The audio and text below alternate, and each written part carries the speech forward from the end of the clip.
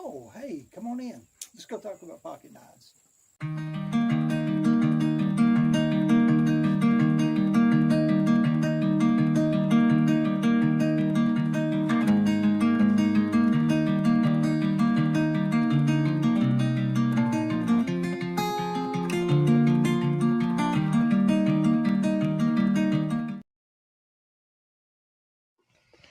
Good morning.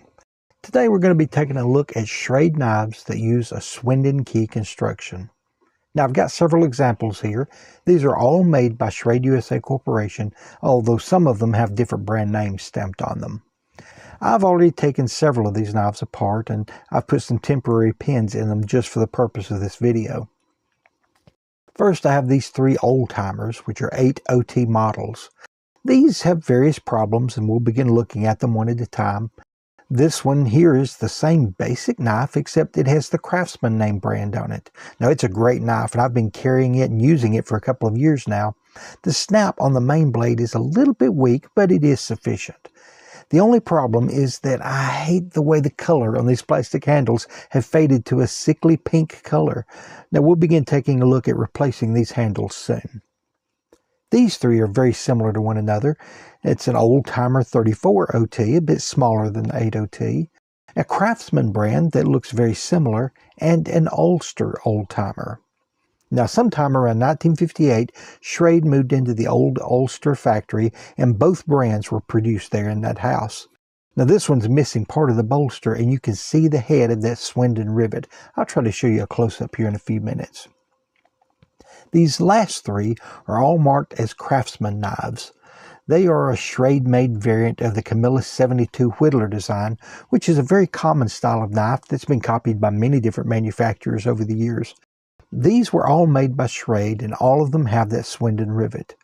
In fact, this one I repaired a few years ago, restoring the snap to a worn main blade.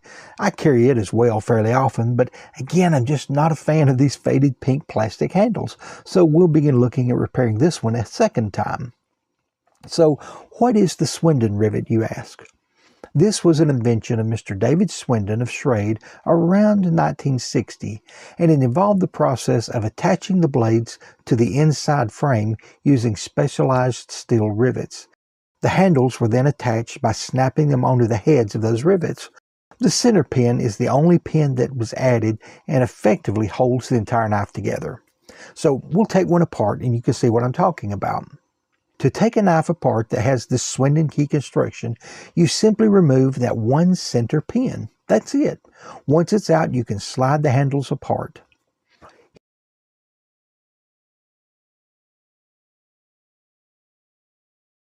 Here you can see the head of the Swinden rivet there on the main blade. Then on the handles, you can see that they have keyhole designs that allow the handles to snap off and onto these rivets.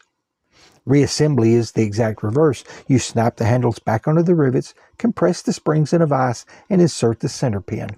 Once it's pinned, the knife doesn't come apart. It's very solid construction.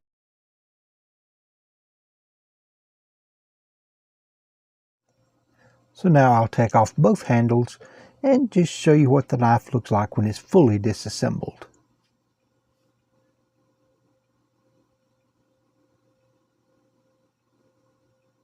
There you see three very worn blades on the center divider, and the two springs, one is attached, one is free.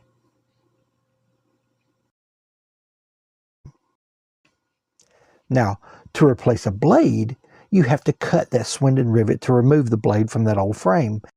Then you're faced with a choice. Either you create a new rivet for the knife, and this is something that I've never done. It has to be made to some very close tolerances. Or you have to drill through the bolsters and reassemble the knife by pinning it through. Now that's an easy enough technique and one I've used several times. But after that, the knife will no longer be as easy to disassemble and repair.